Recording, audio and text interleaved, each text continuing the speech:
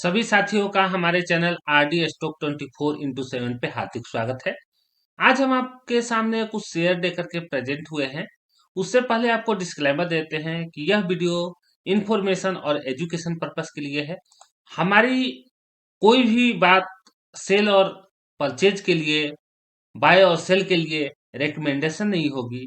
यह सिर्फ इंफॉर्मेशन और एजुकेशन का यहाँ पर पर्पस होगा। तो आज सबसे पहले हम लोग मार्केट देख लेते हैं। तो आज मार्केट का क्या सिचुएशन रहा है दोस्तों। निफ्टी 50 में 283 अंकों की बढ़त दर्ज की गई, जिसके वजह से जो निफ्टी 50 का लेवल है वो 23,000 के पार चला गया।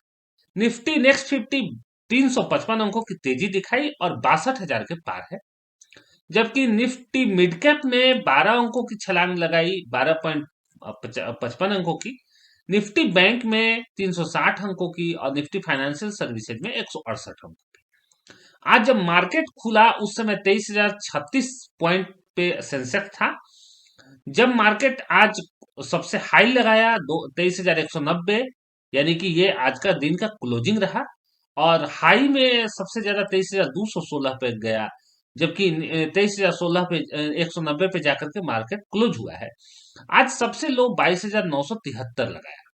आज मार्केट ने थोड़े हिचकोले लिए, जिसके वजह से बीच में थोड़ा सा लगा ऐसा कि हाँ, मार्केट कहीं नीचे की तरफ जाएगा क्या। देखिए, ये तो तेजी तो बन गई है, लेकिन यहां पर ध्यान देने वाली बात यह है कि यह तेजी क्या लंबे समय तक कायम रहेगी। आप लोग देख सकते हैं अपने स्क्रीन पे, ये गेनर का लिस्ट है और ये लूजर का लिस्ट है। यहाँ पर मार्केट का स्टैटिक्स है कि मार्केट स्टैटिक्स कहता है कि स्टॉक मार्केट में 2981 स्टॉक ट्रेड हुआ, 1759 एडवांस ट्रेड हुआ, जबकि 1143 डिक्लाइन हुआ, 79 अनचेंज रहा। फिर 35 ऐसे शेयर रहे हैं जो 52 वीक हाई पे हैं, जबकि 59 ऐसे शेयर रहे हैं जो 52 वीक लो पे है। अपर सर्किट 184 शेयर में लगा, जबकि लोअर सर्किट 55 शेयर में लगा। तो इसमें जो अभी का जो परिस्थिति है उसमें समझना हमें यही है कि भाई देखिए, मार्केट में जो तेजी बनी है ये तेजी क्या लंबे समय तक रहेगी। सिर्फ इस बात को अगर हम लोग समझ जाएं कि हाँ, ये मार्केट में जो तेजी बनी हुई है ये कितने लंबे समय तक रहेगी। कहीं ये तेजी आपको आपको कोई एक धोखा में तो नहीं रखने वाली है, या सच में तेजी बन गई। क्योंकि मार्केट में एकाएक लगातार, मतलब 4 दिनों से लगातार तेजी तेजी तेजी तेजी दिखाई दे रहा है। अब ऐसा क्या हुआ इन 4 दिनों में कि मार्केट में इतनी तेजी बन गई। और अगर कुछ हुआ है तो ऐसा क्या हुआ था कि पिछले 6 महीने से मार्केट लगातार नीचे की तरफ जा रहा है। तो इसका सिंपल सा बात यह है कि बड़े प्लेयर ने जब माल बेचा, मार्केट नीचे गया। जब बड़े प्लेयर ने माल खरीदा तो मार्केट ऊपर गया। लेकिन अगर बड़े प्लेयर ने माल खरीदा और यहां पर जाकर के मार्केट, यहां पर फिर जाकर के उसने माल खरीद करके और फिर बेच दिया, तो मार्केट तो फिर नीचे जाएगा। लेकिन उसका बेचने का एक पर्पस होगा, उसमें टेक्नोलॉजी का यूज रहेगा, उसमें टेक्निकल एनालिसिस रहेगी। अगर बड़ा प्लेयर यानी फॉरेन इंस्टीट्यूशन इन्वेस्टर कोई भी हो, डीआईआई हो या एफआईआई हो, अगर वह मार्केट में शेयर खरीद रहा है और बेच रहा है तो उसके पीछे उसकी बहुत बड़ी प्लानिंग होती है। यूं ही शेयर में इन्वेस्ट नहीं करता है एफआईआई या डीआईआई, उसके पीछे उसका टोटल प्लानिंग होता है। बट इन दिनों में सबसे एक जो बड़ी न्यूज आई है वह आई है टाटा स्टील के साथ। इस शेयर ने पिछले कुछ दिनों में एक अच्छी खासी तेजी बनाई। टाटा स्टील का अगर हम बात करें, 159 पे ये शेयर ट्रेड कर रहा है। आज मामूली तेजी आई है, पर तेजी आई है। मार्केट कैप 1,98,000 करोड़ से ज्यादा का है, करीब करीब 2 लाख करोड़ का। और इस कंपनी का 52 वीक हाई है 185, जबकि 52 वीक लो है 123। इस कंपनी का प्राइस अभी चल रहा है 159। अब यहाँ पर हमें यह देखना है कि इसमें जो इतना सारा मतलब एफआईआई के द्वारा बिकवाली की गई, उसमें यहाँ पर इस स्टॉक का शेयर होल्डिंग पैटर्न क्या कहता है।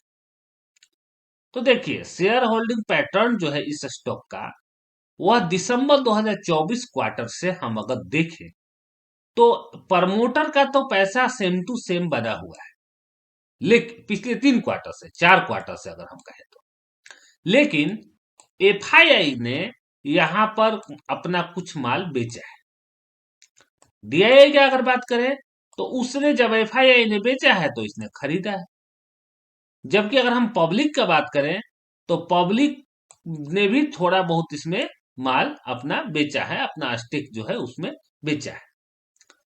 तो यहां पर यही समझने वाली है कि भाई देखिए, ये शेयर तो दमदार निकला, क्योंकि इतनी तेजी के बावजूद अगर हम इसका चार्ट पैटर्न देखें तो पिछले 1 मंथ में तेजी बनी है, 6 मंथ में भी लगभग मैटर सेम टू सेम है, लगभग वहीं पर मार्केट है। बीच में एक बार बहुत ज्यादा गिरा था, लेकिन फिर से मार्केट जाकर के वहीं पर रुका हुआ है। पिछले 1 ईयर का अगर देखा जाए तो ये यहाँ पर गिरावट नजर आती है। तो फिर 1 मंथ के अंदर इसमें अच्छी खासी तेजी हमको देखने को मिल रही है। 134 पर शेयर था, जो आज जाकर के 159 पर ट्रेड कर रहा है। अगर हम इस कंपनी का पेयर कंपैरिजन देखें तो जेएसडब्ल्यू स्टील है, जिंदल स्टील है, बहुत सारी कंपनी इसका कंपैरिजन है। क्वार्टर रिजल्ट मैंने बताया था आप लोगों को कि देखिए, क्वार्टर रिजल्ट दिसंबर 2024 में 53,648 का इसका सेल था, जबकि ऑपरेटिंग प्रॉफिट यहां पर 5,903 करोड़ का है। तो ये चीज समझना है कि इस कंपनी का स्टॉक का जो फंडामेंटल है, जो इसका डेटा है वेबसाइट पे, वह क्या कहता है।